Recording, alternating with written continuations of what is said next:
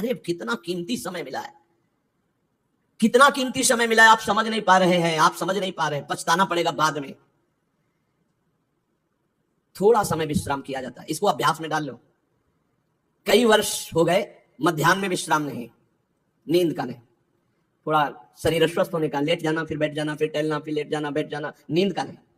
रात्रि में 4 घंटे इसको लेटने के लिए देते हैं बस, बीमार स्थिति में। शायद बीमारी ना होती तो पद्मासन ही में इसको हम विश्राम देते, पर अब पद्मासन लगा नहीं सकते।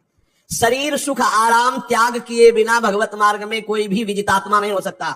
रगड़ो, इस शरीर को रगड़ो, हाथ में माला है या कांटा है, टहल रहे हैं, जब नींद आ रही टहल रहे हैं, सिर्फ 4-5 घंटे शयन के लिए दीजिए। क्या कर पाओगे आगे? यही अवस्थाएं हैं, नवयुवक अवस्था, इसी पर विजय प्राप्त करो। नींद आदि पर, भोजन पर, नींद पर जानबूझकर 1-2 दिन भोजन छोड़कर भजन पड़े नहीं रहना। कोई जान ना पावे कि आप भोजन नहीं किए। पूरी दिनचर्या जीव की होनी चाहिए।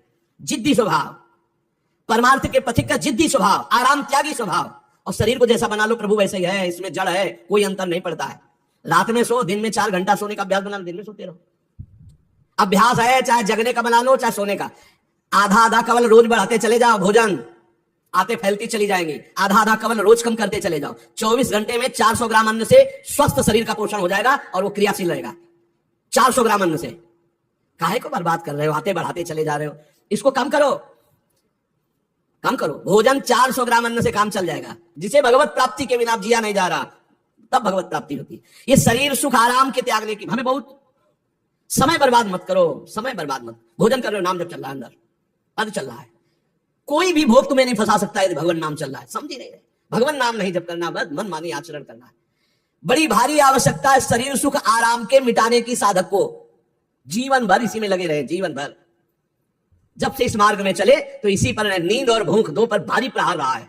नींद और भूख, तो भगवान की कृपा से ऐसा।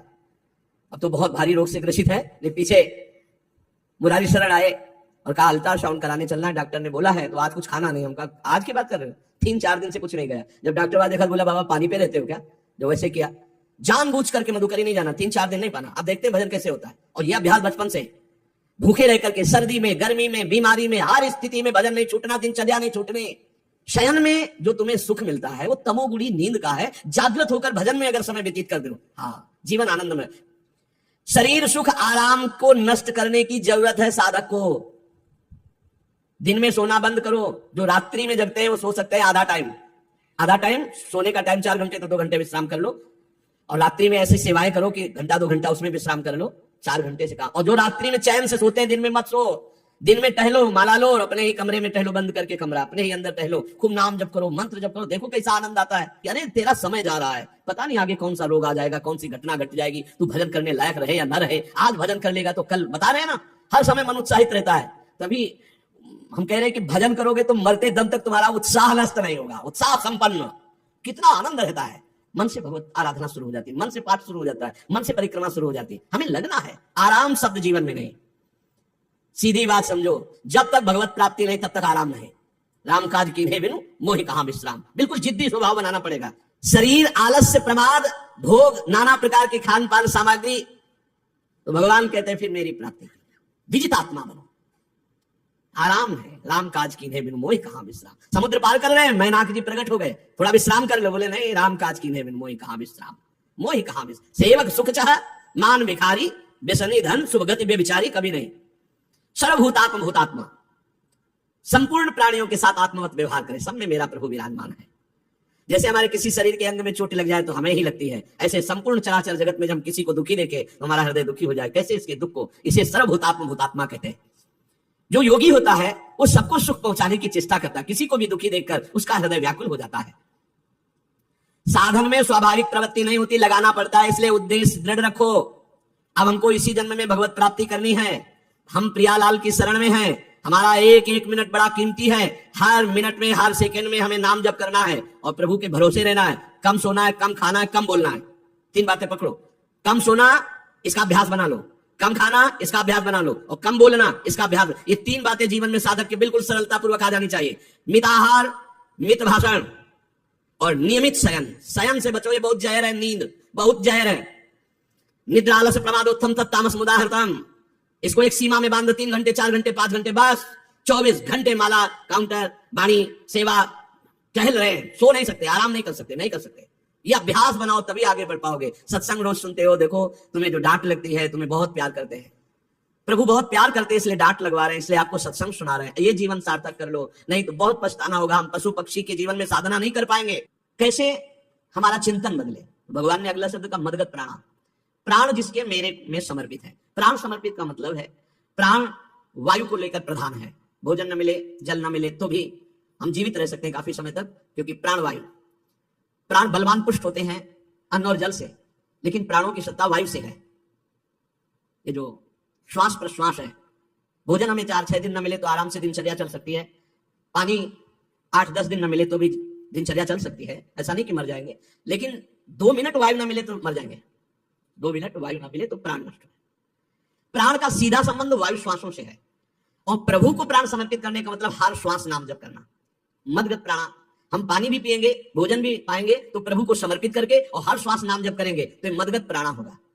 मच्चित्ता, निरंतर चिंतन करने के लिए हमें प्राणों को समर्पित करना होगा। हमारे प्राण समर्पित हैं, हम प्रसाद के द्वारा प्राणों का पोषण करेंगे और हर श्वास प्रश्वास में नाम जप। श्वास ऊपर गई तो नाम जप, श्वास नीचे गई तो नाम जप। बोधयंता परस्परम, यदि हम किसी से बात करेंगे तो अपने प्रभु की चर्चा करेंगे। उसी प्रभु की चर्चा का कथन कथयंतश्च माम नित्यम, केवल भगवत चर्चा करेंगे, केवल। कभी कभी ये लोक कल्याण की भावना भी प्रपंच में उतार देती है। निवेदन है कि यहां कोई लोक वार्ता का प्रश्न लेकर के ना आवे, एक जगह तो बख्श दो जहां केवल भगवान के संबंध की चर्चा होने दो। श्रीधाम वृंदावन में आप आए हो तो प्रिया प्रीतम की चर्चा का प्रश्न करो, प्रिया प्रीतम की चर्चा सुनो, निहाल हो जाओगे।